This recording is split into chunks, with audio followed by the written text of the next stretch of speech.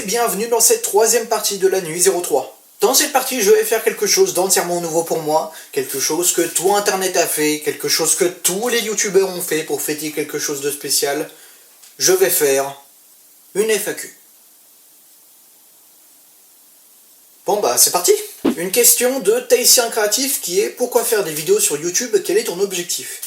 Eh ben je pense que c'est avant tout la passion pour le monde de la vidéo que j'ai depuis longtemps. Je pense que c'est aussi le fait de partager le savoir que j'ai sur le monde du cinéma, et en partie aussi sur le monde du doublage. Je pense que c'est avant tout le fait de vouloir partager ce que le cinéma m'a fait ressentir, de partager ce que je sais sur le cinéma. Donc la base de ma chaîne, c'est avant tout le partage de ce que je ressens via le monde du cinéma. Une question de Guigui71 Totoro qui dit: tu pourras faire une vidéo où tu parles plus en détail de la filmographie de Makoto Shinkai. Eh bien Guigui, peut-être un jour, je pense pouvoir faire un jour une rétropause bien sur Makoto Shinkai, mais si je fais une rétropause dessus un jour, je pense pas revenir vraiment sur Your Name. Je pense que je demanderai surtout aux gens, pour mon avis sur Your Name, de retourner voir la rétropause. Mais une rétropause sur Makoto Shinkai, c'est possible. Peut-être un jour. Plusieurs questions de Passion Cinéma qui sont: un budget de Blu-ray par mois. Eh bien, je dirais autour des 50 € si tu fais de la brocante, et autour des, je dirais, des 60 € si tu les achètes neufs en magasin. Mais si t'as un magasin où il y a souvent des réductions, je pense que tu pourrais rebaisser jusqu'à au moins 40 €. Le ou la plus belle pièce que tu possèdes sur le cinéma pour toi? Eh ben, pas vraiment d'un point de vue d'argent, mais d'un point de vue sentimental, je dirais que c'est mon coffret collector des Enfants Loups, parce que ce coffret, en fait, il a une assez grande valeur pour moi, parce que je me rappelle encore de la première fois que j'ai vu le film, c'était le 4 avril 2015, c'était notre prof de français qui nous avait emmené voir le film au cinéma local à Pont-de-Mer, le Royal, qui a fermé depuis. J'avais 11 ans. Pour anecdote d'ailleurs, Les Enfants Loups à Miyuki, c'est le premier film de ma vie que j'ai vu entièrement en VO, avec Le Roi Lion et First Love, sorti début 2020. C'est un peu une sorte de Tarantino à la japonaise. Pour toi, le format physique a-t-il encore de bonnes années devant lui? Eh bien, je dirais non, parce qu'en ce moment, avec la crise sanitaire, le marché de la VOD est en train de prendre du terrain. Par exemple, il y avait Saul qui devait sortir au cinéma, et finalement, il est sorti sur Disney+. Et c'est ça qui fait qu'à mon avis, le marché du format physique va s'effondrer, c'est que, dû à la crise sanitaire, le format VOD prend de plus en plus de terrain. C'est dommage. Ne trouves-tu pas que les gens rachètent des films en format physique, occasion ou neuf? Eh ben je pense en fait, dû au prix des DVD et des Blu-ray, de plus en plus de personnes se tournent vers l'occasion. Par exemple pour moi qui cherche des films qui sont plus vraiment en magasin, ben je me tourne vraiment vers l'occasion pour pouvoir collecter de plus en plus de choses et agrandir ma collection. Mais ça m'empêche pas des fois de vouloir acheter du neuf. Surtout pour les éditions spéciales, je vous dis, pour les éditions spéciales, il faut du neuf. Parce que quand c'est de l'occasion, c'est souvent de l'arnaque ou c'est abîmé. Quand des vidéos achats. Bah les vidéos achats, je pense pas vraiment en faire, parce que je trouve que le format, je dirais, de vlog qui montre moi aller acheter des DVD, des Blu-ray en brocante ou en magasin, bah je sais pas, je trouve que ça collerait pas vraiment à l'esprit de Biprod. À quand une vidéo où tu nous fais voir toute ta collection?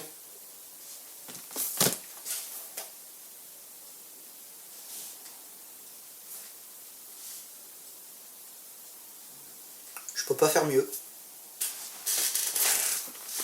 Je peux pas faire mieux.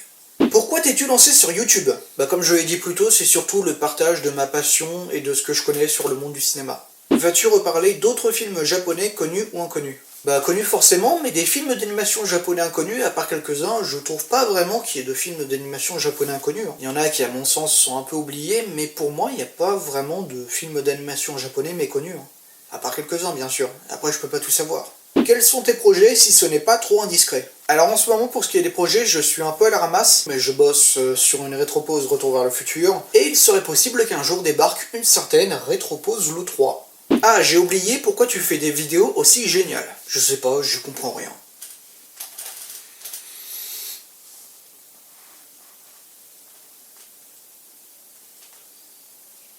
Depuis quand tu aimes le monde du cinéma? Depuis tout gamin. Comme je l'ai dit dans la vidéo de Zoom sur Bastien03, je suis fan de cinéma depuis tout petit. À la maison, il y avait toujours un film à voir. Je me rappelle encore de la première fois que j'ai vu le film Cars. Tout bonnement, le cinéma, c'est mon art de prédilection, avec la peinture, la gravure et la sculpture. Mais vraiment, le cinéma, c'est mon art fétiche. Vraiment, c'est l'art dont je suis indissociable. Une autre question de Passion Cinéma qui est: un live, ça serait pas facile pour toi? Bah, j'avais fait des lives il y a quelques années sur Twitch, mais je trouve vraiment, comme pour les vlogs, que les lives, ça colle pas vraiment à la formule de la chaîne, quoi. J'ai bien fait des premières pour certaines vidéos, comme la rétropause sur Princesse Sarah, mais je trouve vraiment que les lives vraiment live, ça colle pas vraiment à l'esprit de ma chaîne, quoi. Excusez-moi de la coupure, ma carte SD n'est pas éternelle. Une question de Shiyuko qui demande « Mec, t'as appris comment à monter ?» J'ai appris le montage par autodidacte, c'est-à-dire que j'ai appris moi-même, même si j'ai suivi quelques tutoriels sur internet, je n'ai lu aucune instruction de Sony Vegas, j'ai tout appris par moi-même. Une question de Clément Drieux, tu en penses quoi de ta classe? Je les adore. Ils sont adorables. Salut les gars. Parce qu'on est plein de gars, et une fille.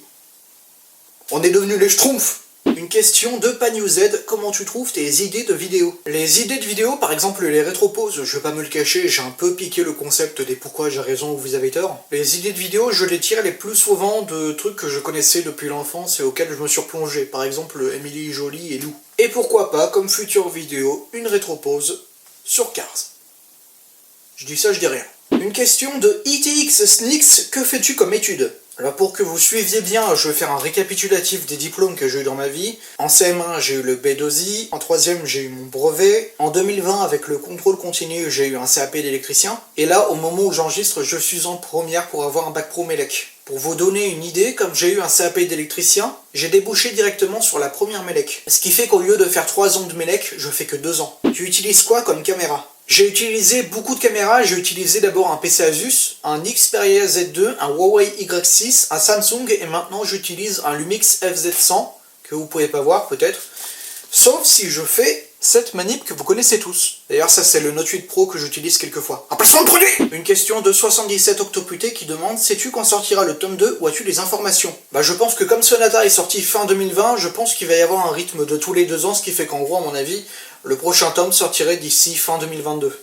Et enfin, Robin MRD 27260 qui demande « C'est quoi ton micro ?» C'est celui-là!